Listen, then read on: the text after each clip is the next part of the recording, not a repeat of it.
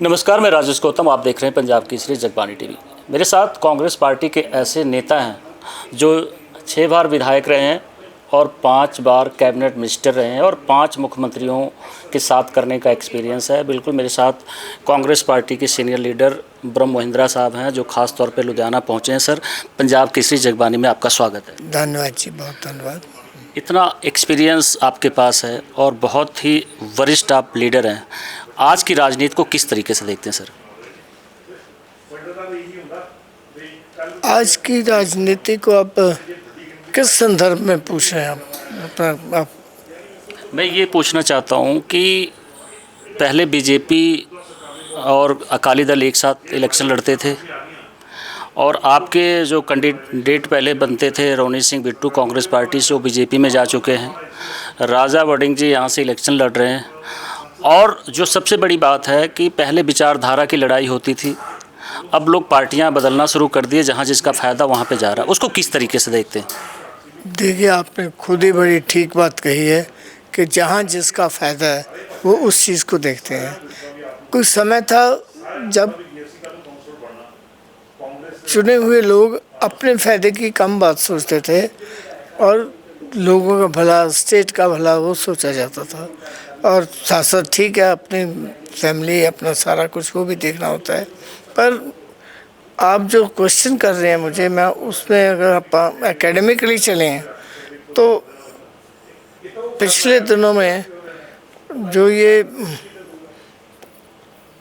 Political parties का change over हो रहा है सब लोगों में, मैं उसको देख रहा हूँ कि वेस्टेड इंटरेस्ट के साथ हो रहा है। वेस्टेड इंटरेस्ट किस तरह से? जो सेल्फ इंटरेस्ट है कि मेरे को मेरी पार्टी ने टिकट नहीं दिया, चाहे मुझे मैं कितनी बार दिया, मेरी पार्टी ने मेरा कितना फ़ायदा किया, ये चीज़ कुछ सोच नहीं रहा। सोच ये रहे कि मेरा फ़ायदा किस चीज़ में है। अब पब्लिक क्या सोचेगी, वोटर क्या सोचेगा कि जी आपका फ़ायदा 3 बार तो आप कांग्रेस में थे, 4 बार आप कांग्रेस के एमपी थे, तो आप उस समय तो हम आपको कांग्रेसमैन के तौर पे जानते थे। अब आपका फ़ायदा आपको लग रहा है कि आपका बीजेपी में है, तो हमारी सोच क्या होनी चाहिए? एक वोटर की सोच क्या होनी चाहिए? उसको आपका फ़ायदा सोचना चाहिए या उसको ये सोचना चाहिए कि ये आदमी अच्छा है, ये आदमी बेटर है, मैं इसको इसी तरह से वोट डालूं? मतलब कुछ ऐसी स्थिति बनती जा रही है कि वेस्टेड इंटरेस्ट बहुत डोमिनेट कर रहा है। आप ख़ास तौर पे लुधियाना पहुंचे, आज आपने प्रेस कॉन्फ्रेंस भी किया और जिनके लिए प्रेस कॉन्फ्रेंस किया वो भी बहुत पुराने कांग्रेस से जुड़े थे। अचानक उन्होंने आम आदमी पार्टी को ज्वाइन किया, दोबारा फिर ये कांग्रेस में आ गए। तो किस तरीके से देखते हैं जो लुधियाना की राजनीति वो किधर जा रही है?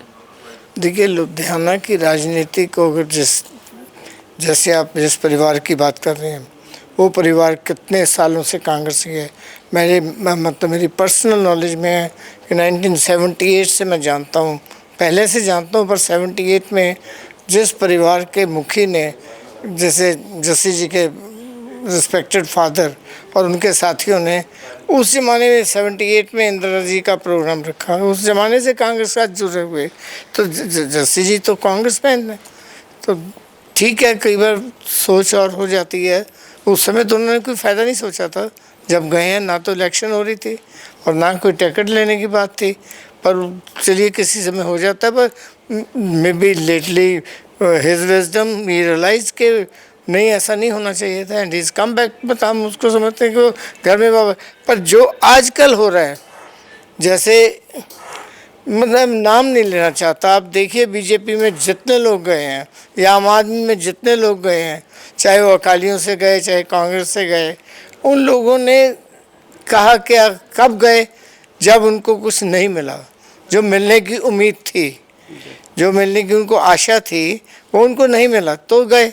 तो दैट मीन्स जो सेल्फिश होकर सोचा, उन्होंने लोगों का नहीं सोचा, उन्होंने स्टेट की डेवलपमेंट का नहीं सोचा, उन्होंने नेशनल सीन पे क्या हो रहा है वो नहीं सोचा। सर, इस तरह जो कांग्रेस पार्टी है वो पंजाब में कहाँ स्टैंड कर रही है? पंजाब में हम बहुत अच्छी पोजीशन में स्टैंड कर रहे हैं। अभी शुरुआत है, नॉमिनेशन चल रही हैं, अब आगे आगे देखिएगा, day by day Congress improve करेगी। अच्छा, जैसे कांग्रेस के कुछ लोग चले गए अदर पार्टियों में, क्या अदर पार्टियों के लोग भी कांग्रेस का रुख कर रहे हैं? मेरा ख्याल तो नहीं कोई ऐसा हुआ, कोई हुआ भी होगा। मैंने उस बात को देखा, पर ठीक है, लोग जा रहे हैं, शायद उनको लगता है कि उस पार्टी में जाके उनका फ्यूचर ज़्यादा अच्छा है। मैं कह रहा हूँ कांग्रेस में भी लोग आ रहे हैं अदर पार्टियों से।